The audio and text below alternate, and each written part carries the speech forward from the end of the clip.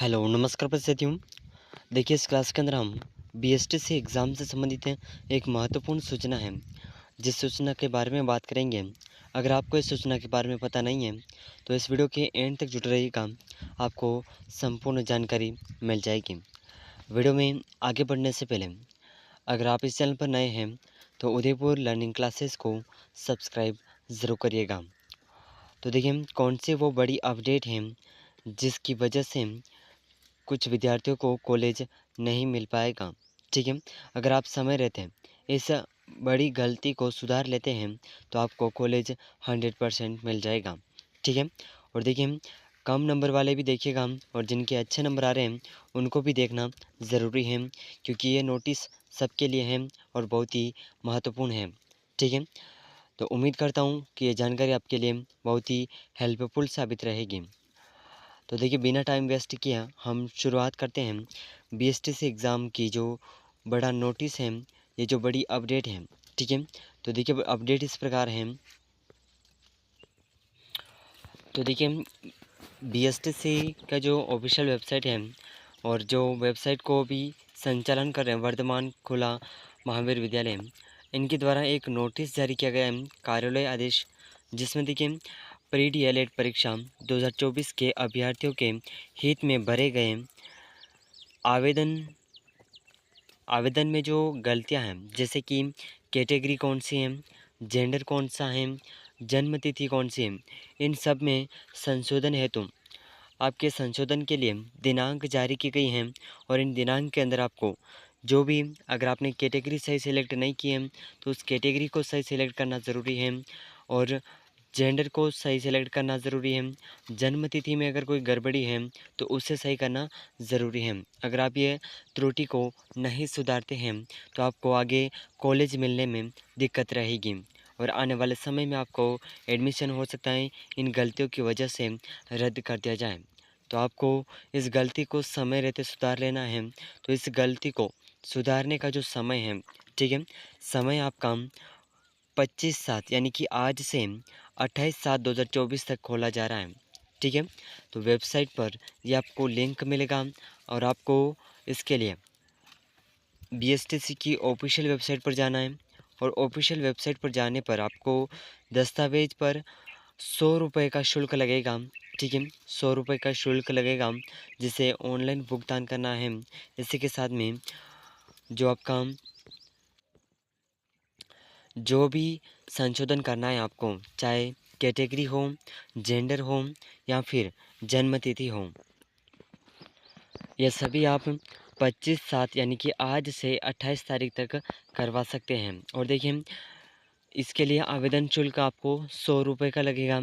और देखिए इसी के साथ में अगर जिन विद्यार्थियों ने काउंसलिंग फॉर्म को लॉक कर दिया है, तो वह संशोधन के उपरांत, अगर देखिए आपने काउंसलिंग करवा दी है और आपको संशोधन करना है, ठीक है, काउंसलिंग करवाने के बाद में भी कोई संशोधन है आपके फॉर्म में, आपके चाहे कैटेगरी से रिलेटेड हो, जेंडर से रिलेटेड हो, या फिर जन्म तिथि से रिलेटेड हो, बहुत से विद्यार्थियों के अंदर ये जो गलतियां हैं ये रहती हैं। ठीक है, तो इसकी वजह से आगे चल के कॉलेज मिलने में परेशानी होती है। तो आपको अभी समय दिया जा रहा है, तो इस समय के रहते आप इसे ज़रूर सुधार लीजिएगा। तो देखिए काउंसलिंग अगर आपने करवा ली है और आपको फॉर्म में कोई गड़बड़ी है, तो उसे सही करवाना है, तो आप करवा लीजिएगा, क्योंकि इसके बाद में 30 जुलाई 2024 से पूर्व आपको जो है अभ्यर्थियों को अपने जो फॉर्म है दोबारा लॉक करना होगा। ठीक है, तो आप काउंसलिंग अगर आपने करवा दी है, तो भी आप ये संशोधन करवा सकते हैं। ठीक है, कोई परेशानी नहीं होगी। तो देखिए ये जो बीएसटी से संबंधित एक महत्वपूर्ण जानकारी थी, जो सभी विद्यार्थियों के लिए आवश्यक है, और ये जानकारी आपके लिए बहुत ही हेल्पफुल साबित रहेगी। अगर आपने इनसे रिलेटेड कोई भी गड़बड़ी है आपके फॉर्म में, तो आप इस फॉर्म को समय रहते सुधार कर लीजिएगा। ठीक है, तो आपको आने वाले समय में आसानी रहेगी, और किसी भी परेशानी का सामना नहीं करना पड़ेगा। अब देखें जिन विद्यार्थियों ने अभी तक काउंसलिंग नहीं करवाई है, उनको काउंसलिंग करवाने के लिए अंतिम जो तिथि है आपके काउंसलिंग की 30 तारीख तक है।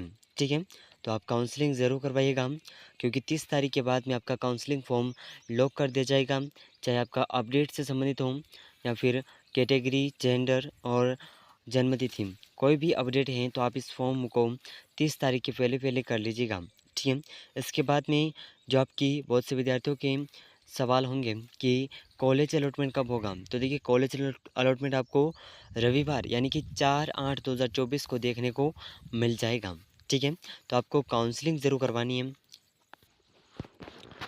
तो देखिए कॉलेज मिलने के बाद में आपको रिपोर्टिंग करवाना होगा, ठीक है।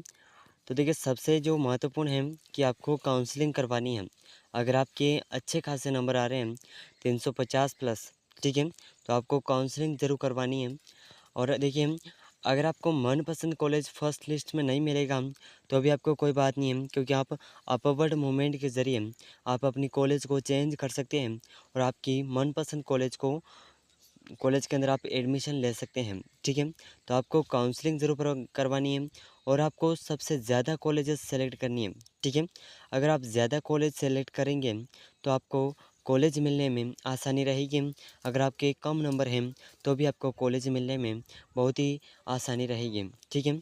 तो काउंसलिंग करवाना सबसे महत्वपूर्ण है। और देखिए कॉलेज मिलने के बाद में अपवर्ड मूवमेंट जो है, फर्स्ट लिस्ट में आपका कॉलेज अलॉटमेंट होगा।